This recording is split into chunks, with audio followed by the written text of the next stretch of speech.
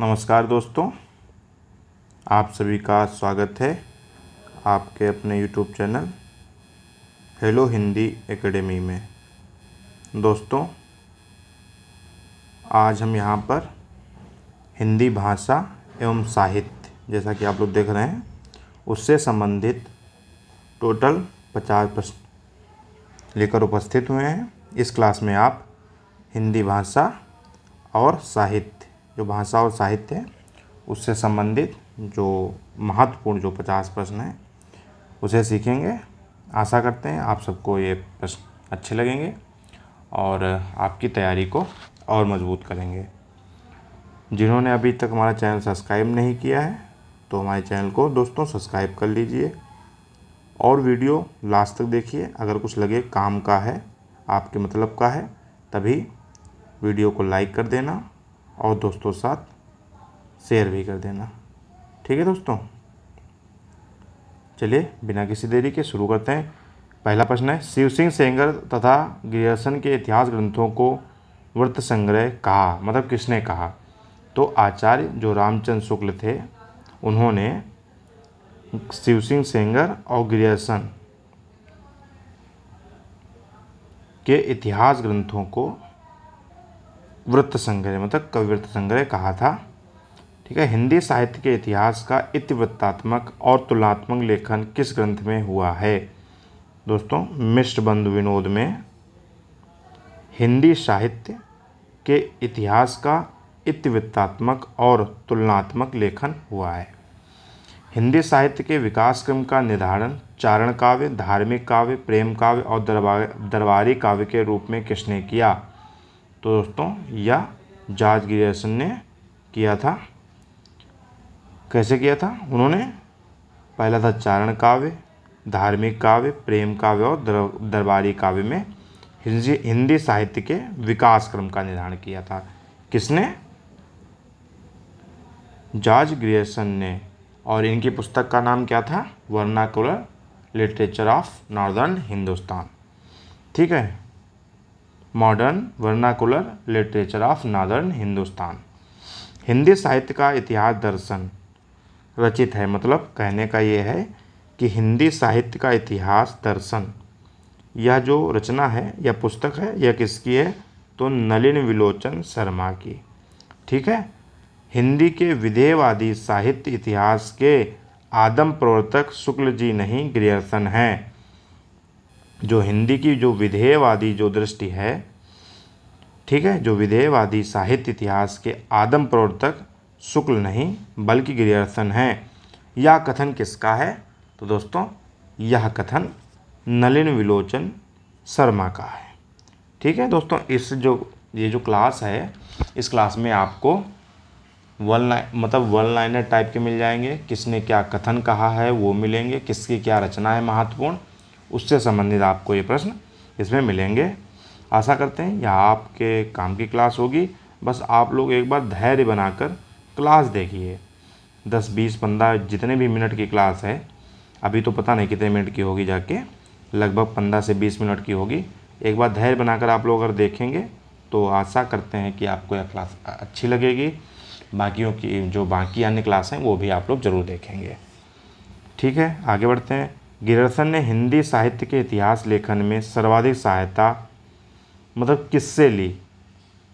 तो शिव सिंह सरोज, जो दोस्तों शिव सिंह सेंगर का जो ग्रंथ था शिव सिंह सरोज, उससे सहायता किसने ली?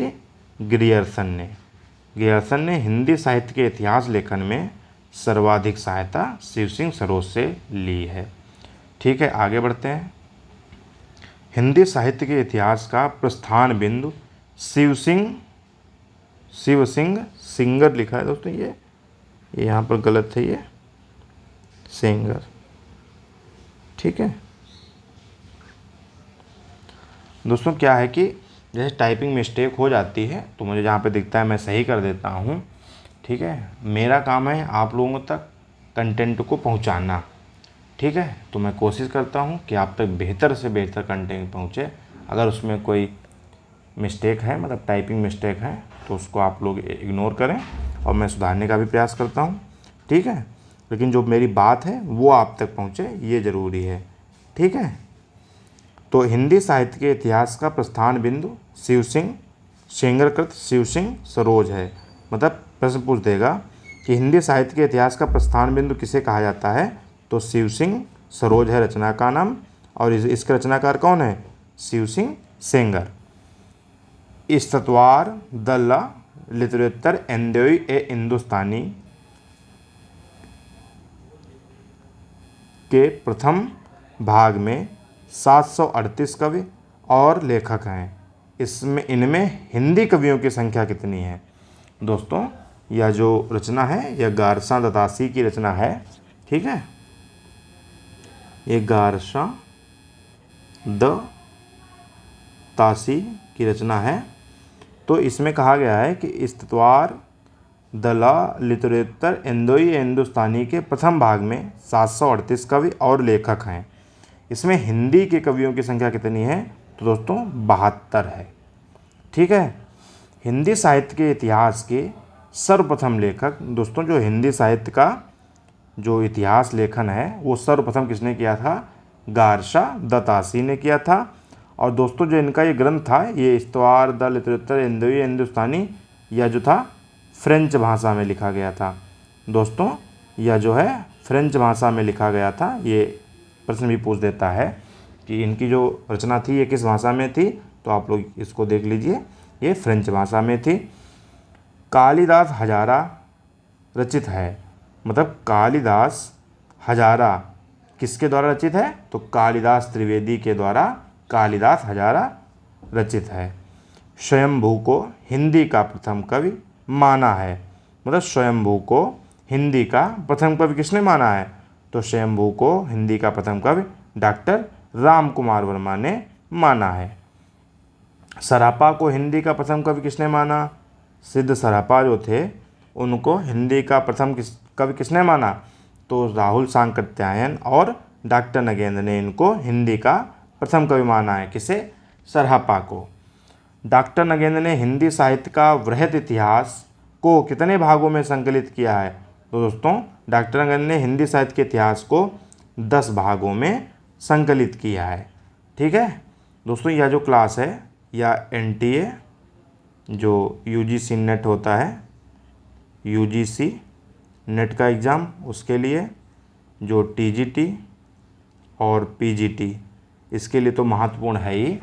बाकी अन्य प्रतियोगी परीक्षाएं जिसमें हिंदी पूछी जाती है, UPSI हो या फिर UP कांस्टेबल हो या अन्य प्रतियोगी परीक्षाएं, उसके लिए भी महत्वपूर्ण है, ठीक है। हिंदी साहित्य का आधुनिक इतिहास रचित है। हिंदी साहित्य का आधुनिक इतिहास किसके द्वारा रचित है, तो दोस्तों यह जो है बच्चन सिंह द्वारा रचित है। दोस्तों वहाँ पर गलती से आगे हो गया था, तो यह जो है ये बच्चन सिंह द्वारा रचित है। दोस्तों यहाँ पर थोड़ी मिस्टेक हो गई थी। यहाँ पर ये जो है रचना का नाम है आधुनिक हिंदी साहित्य का इतिहास। दोस्तों आधुनिक हिंदी साहित्य का इतिहास रचित है किसके द्वारा, बच्चन सिंह द्वारा, ठीक है। वहाँ पर हिंदी साहित्य का आधुनिक इतिहास हो गया था, जबकि उनकी पुस्तक का नाम है दोस्तों आधुनिक हिंदी साहित्य का इतिहास, बच्चन सिंह। हिंदी साहित्य की कहानी रचित है प्रभाकर माचवे द्वारा। यह जो पुस्तक है यह प्रभाकर माचवे द्वारा रचित है। हिंदी साहित्य का वैज्ञानिक इतिहास लिखा है किसने, गणपत चंद्र गुप्त ने। दोस्तों जो हिंदी साहित्य का आधुनिक जो वैज्ञानिक इतिहास है इसके लेखक कौन है, गणपत चंद्र गुप्त। पुष्य या पुंड जो 613 ईस्वी के आसपास के थे को हिंदी का प्रथम कवि किसने माना, जो तो पुष्प या पुंड को हिंदी का प्रथम कवि किसने माना, तो डॉक्टर शिव सिंह सेंगर ने पुष्य या पुंड को हिंदी का प्रथम कवि माना। सरापा को किसने माना, पीछे बता चुका हूँ, डॉक्टर नगेंद्र और राहुल सांकृत्यायन ने। राजा मुंज को हिंदी का प्रथम कवि किसने माना, गुलेरी और शुक्ल ने। दोस्तों राजा मुंज को हिंदी का प्रथम कवि चंद्रधर शर्मा गुलेरी और आचार्य रामचंद्र शुक्ल ने माना है। अब्दुल रहमान को हिंदी का प्रथम कवि किसने माना, दोस्तों जितने भी प्रथम कवि से संबंधित जितने भी प्रश्न पूछे जाते हैं, हिंदी में प्रथम कवि से संबंधित जितने भी प्रश्न पूछे जाते हैं, यहाँ पर सभी प्रश्नों को मैंने इसमें लिया है कि अब्दुल रहमान को मतलब किस साहित्यकार के अनुसार किसको प्रथम कवि माना गया है, ये सभी प्रश्न यहाँ पर दिए गए हैं कि अब्दुल रहमान, ये बहुत से लोग उनको अब्दुल रहमान भी कहते हैं, जिनकी रचना का नाम है संदेश रासक, को हिंदी का प्रथम कवि किसने माना? आचार्य हजारी प्रसाद द्विवेदी ने। आदिकाल का नामकरण जो है चारण काल नाम से किसने किया? जो दोस्तों आदिकाल का चारण काल नाम से नामकरण किसने किया? तो गिरियर्सन ने आदिकाल को क्या कहा है? चारण काल। सालभद्र सूरी को हिंदी का प्रथम कवि किसने माना? सालभद्र सूरी को डॉक्टर गणपत चंद्र गुप्त ने सालभद्र सूरी को हिंदी का प्रथम कवि माना है। विद्यापति को हिंदी का प्रथम कवि किसने माना? डॉक्टर बच्चन सिंह ने विद्यापति को हिंदी का प्रथम कवि माना है। ठीक है। वीरगाथा काल को आदिकाल नामकरण करने का श्रेय आचार्य हजारी प्रसाद द्विवेदी को जाता है। दोस्तों जो वीरगाथा काल था, जिसको शुक्ल ने वीरगाथा काल कहा था, ठीक है, उसको आदिकाल का नामकरण करने का श्रेय आचार्य हजारी प्रसाद द्विवेदी को जाता है। वैसे आचार्य रामचंद्र शुक्ल ने भी दोहरे नामकरण की प्रवृत्ति को अपनाते हुए इसे वीरगाथा काल और आदिकाल नाम दिया। ठीक है। आदिकाल को शून्यकाल किसने कहा? जो दोस्तों आदिकाल है उसको शून्यकाल किसने कहा? डॉक्टर गणपत चंद्र गुप्त ने। गारसा दतासी ने इस्तवार दला लिटरेचर इंदोई हिंदुस्तानी फ्रेंच भाषा में, जो तो मैं ऊपर बता चुका हूँ, उसको फ्रेंच भाषा में लिखा है। हिंदी भाषा में लिखा गया हिंदी साहित्य के इतिहास का प्रथम ग्रंथ कौन है? शिव सिंह सरोज। दोस्तों वैसे तो यह है इस्तवार दला लिटरेचर हिंदुस्तानी, ये पहला ग्रंथ है, लेकिन ये किस भाषा में था? फ्रेंच भाषा में। लेकिन हिंदी भाषा में जो लिखा गया वह शिव सिंह सेंगर का शिव सिंह सरोज है। काल विभाजन और नामकरण का प्रथम प्रयास किसने किया? तो दोस्तों प्रथम प्रयास जो है जॉर्ज ग्रियर्सन ने किया था। काल विभाजन और नामकरण का प्रथम प्रयास ग्रियर्सन ने किया। आदिकाल किसने कहा? तो आचार्य हजारी प्रसाद द्विवेदी ने, जैसा कि ऊपर बताया जा चुका है। आदिकाल को बीज वपन काल किसने कहा? दोस्तों आदिकाल को बीज वपन काल किसने कहा? आचार्य महावीर प्रसाद द्विवेदी ने आदिकाल को बीज वपन काल। हिंदी काव्यधारा की रचना की, मतलब हिंदी काव्यधारा की रचना की मतलब किसने की? तो राहुल सांकृत्यायन ने इसकी रचना की। विश्वनाथ प्रसाद द्वारा रचित ग्रंथ हिंदी साहित्य का अतीत कितने भाग में है? दोस्तों विश्वनाथ प्रसाद मिश्र जो थे उनके द्वारा रचित ग्रंथ है हिंदी साहित्य का अतीत। यह कितने भागों में है? तो दोस्तों यह 2 भागों में है। आदिकाल को अंधकार काल किसने कहा? डॉक्टर कमल कुलश्रेष्ठ ने आदिकाल को अंधकार काल कहा। किसने? कमल कुलश्रेष्ठ ने। आदिकाल का नामकरण सिद्ध सामंत काल किसने कहा किया? जो दोस्तों आदिकाल है इसका नामकरण सिद्ध सामंत काल किसने किया? तो दोस्तों राहुल सांकृत्यायन ने इसका नामकरण सिद्ध सामंत काल किया। ये भी बहुत पूछा जाता है। आदिकाल को वीर काल की संज्ञा किसने दी? तो आचार्य विश्वनाथ प्रसाद मिश्र ने आदिकाल को वीर काल की संज्ञा दी। मिश्रबंधु विनोद इतिहास खंड के कितने भाग हैं?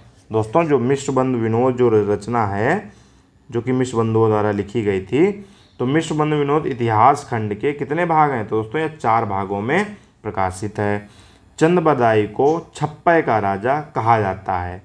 मतलब जो दोस्तों चंद्रबरदाई थे इनको छप्पय का राजा कहा जाता है। जैसे पूछ दे एग्जाम में कि छप्पय का राजा किसे कहा जाता है?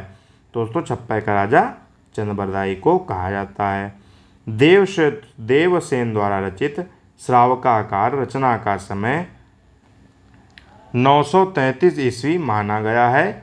इसमें 250 दोहे व गृहस्थ धर्म का वर्णन है। दोस्तों पूछ देता है, इसमें देखिए कितने प्रश्न बन रहे हैं। है ये एक प्रश्न, लेकिन देखिए इसमें कितने प्रश्न हैं। देवसेन की रचना का क्या नाम है? श्रावकाचार। इसका समय क्या है? 933 ईस्वी। इसमें कितने दोहे हैं? 250 दोहे हैं। वह इसमें किस चीज़ का वर्णन है, किस विषय का वर्णन है, तो शावकाचार्य में गृहस्थ धर्म का वर्णन है। तो अब देखिए कितने प्रश्न बने, 1 2 3 और 4। पांचवा ऐसे बन सकता है कि शावकाचार्य के रचयिता कौन है, देवसेन। ठीक है। बीसल देवरासो पूर्ण नहीं है, मतलब पूर्णता नहीं है का मतलब है कि यह बीसल देवरासो जो है यह अपूर्ण रचना है। हमीर रासो, दोस्तों यहाँ पर हमीर लिखा है, इसको ऐसे भी लिखते हैं, कई जगह आपको हमीर लिखा मिलेगा। हमीर रासो अभी तक उपलब्ध नहीं है, केवल प्राकृत पैंगलम में बराबर 80 के घर पर ही उसकी कल बात चली आ रही है। दोस्तों यहाँ पर वो एक्स्ट्रा टाइप हो गया था, तो यहाँ पर हमीर रासो जो है दोस्तों अभी तक उपलब्ध नहीं है।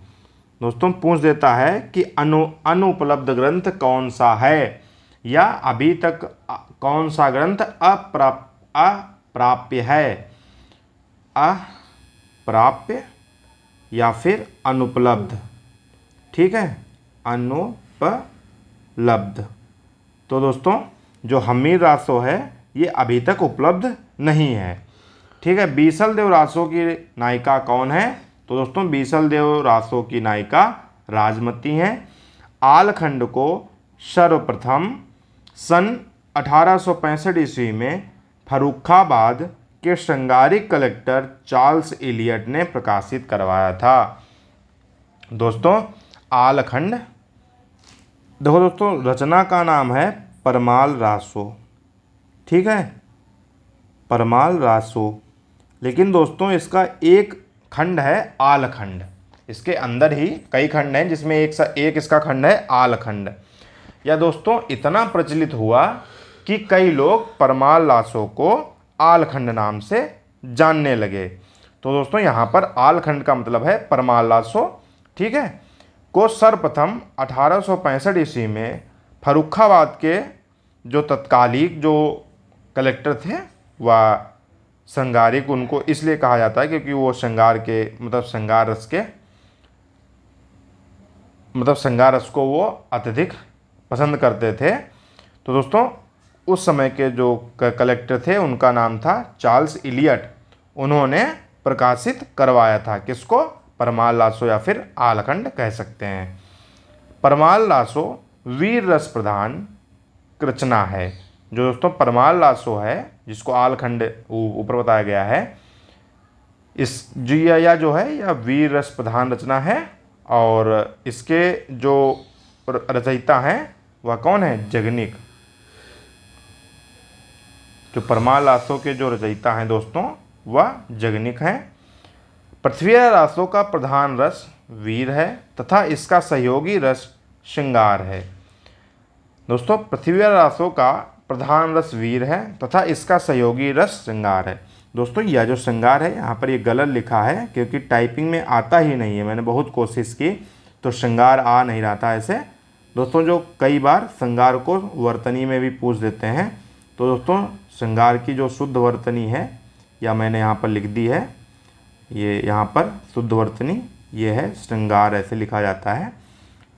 तो पृथ्वीराज रासो का प्रधान रस वीर है तथा इसका सहयोगी रस श्रृंगार है।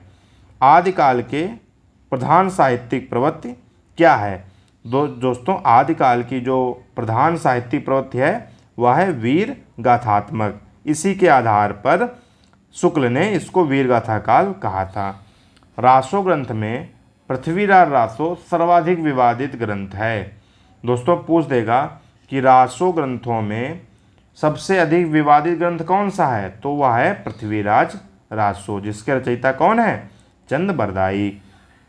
डॉक्टर वूलर सर्वप्रथम पृथ्वीराज रासो को विवादास्पद घोषित करते हुए 1893 ईस्वी में इसके प्रकाशन पर रोक लगाई। दोस्तों पृथ्वीराज रासो के प्रकाशन पर किसने रोक लगाई, डॉक्टर वूलर ने। कब, 1893 ईस्वी में। क्यों, क्योंकि इसको उन्होंने विवादास्पद कहा था। आगे बढ़ते हैं। आचार्य शुक्ल के अनुसार हिंदी का प्रथम महाकाव्य पृथ्वीराज रासो और प्रथम कवि महाकवि चंद्रबरदाई है। दोस्तों शुक्ल जो है हिंदी का प्रथम महाकाव्य पृथ्वीराज रासो को मानते हैं और प्रथम कवि चंद्रबरदाई को मानते हैं। अंतःसाधनात्मक अनुभूतियों का संकेत करने वाली भाषा को संध्या भाषा, दोस्तों यहाँ संध्या लिखा है, कई जगह आपको ऐसे लिखा मिलेगा संध्या भाषा कहा गया है। दोस्तों संध्या भाषा किसे कहा गया है, प्रश्न आ जाएगा तो अंतःसाधनात्मक अनुभूतियों का संकेत कराने वाली भाषा को संध्या भाषा कहा गया है। सरहपा को सहजयान का प्रवर्तक माना गया है। जो दोस्तों सरहपा थे, सिद्ध सरहपा, उन्हें सहजयान शाखा का प्रवर्तक कहा जाता है। ये दोस्तों आखिरी प्रश्न है कि धनपाल कृत भविष्यत कहा को विंटरनित्ज महोदय ने रोमांटिक महाकाव्य कहा है। दोस्तों यहाँ पर देखिए धनपाल कृत मतलब धनपाल की रचना भविष्यत कहा को विंटरनित्ज महोदय ने क्या कहा है, रोमांटिक महाकाव्य कहा है। दोस्तों आशा करते हैं आपको यह वीडियो अच्छी लगी होगी।